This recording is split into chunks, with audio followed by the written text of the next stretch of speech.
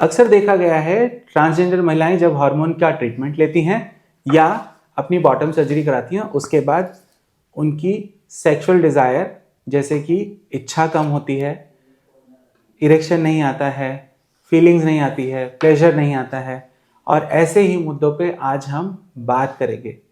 Sir, जो hormone का treatment ले रहे हैं ट्रांसवुमन, क्या उससे भी कुछ होता है इस तरीके का? देखो, ये तो सबको पता है कि टी ब्लॉकर, टेस्टोस्टेरोन ब्लॉकर लोगे तो लिबिडो कम होना है, इरेक्शन कम होना है।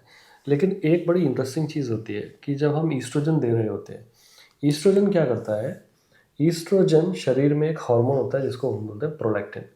सो ईस्ट्रोजन, इसीलिए हम बार बार उसको चेक भी करते हैं।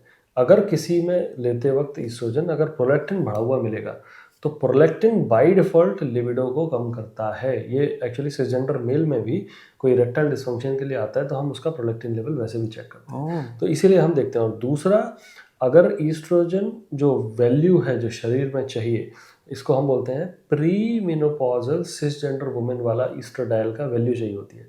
अगर वो उस लेवल का नहीं हुआ, उस केस में भी कुछ इश्यूज आते हैं।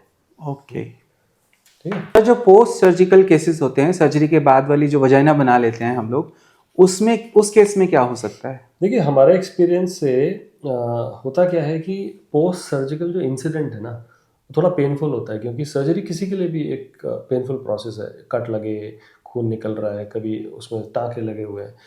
तो अक्सर ये मेरा मैसेज भी है पोस्ट सर्जिकल केसेस के लिए कि जो नेगेटिव बॉडी इमेज डेवलप होती है, नेगेटिव बॉडी इमेज इसलिए डेवलप होती है कि आपके विचार में रहा होगा कि ऐसा कुछ है, और सर्जरी के बाद वो जो दिखता है वो वैसा नहीं दिखता immediately. It takes some time वो अच्छा शेप आने में।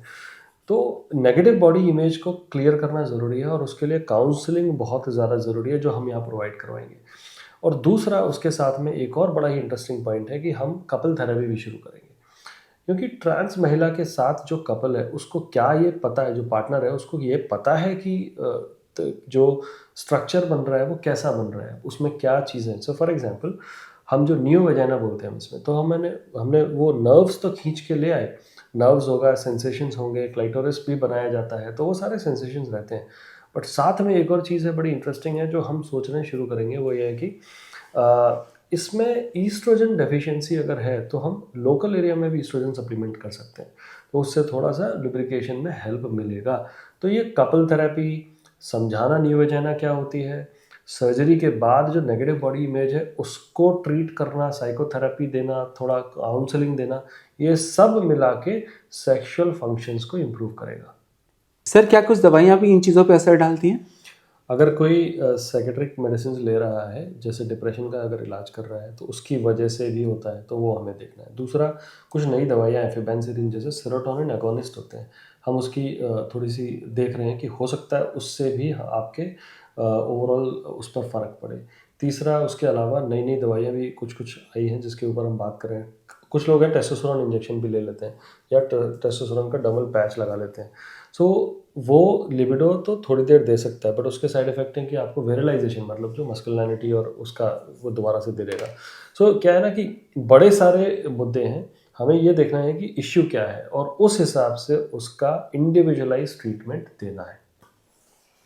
आप भी अगर इस तरीके की परेशानी से गुजर रहे हैं तो हमारे ऑफिशियल पेज को विजिट कीजिए, हमारे क्लिनिक को विजिट कीजिए और हमें संपर्क कीजिए। हम मेडिकल प्रोसीजर से आपका ट्रीटमेंट करने में आपकी हेल्प करेंगे। थैंक यू, धन्यवाद।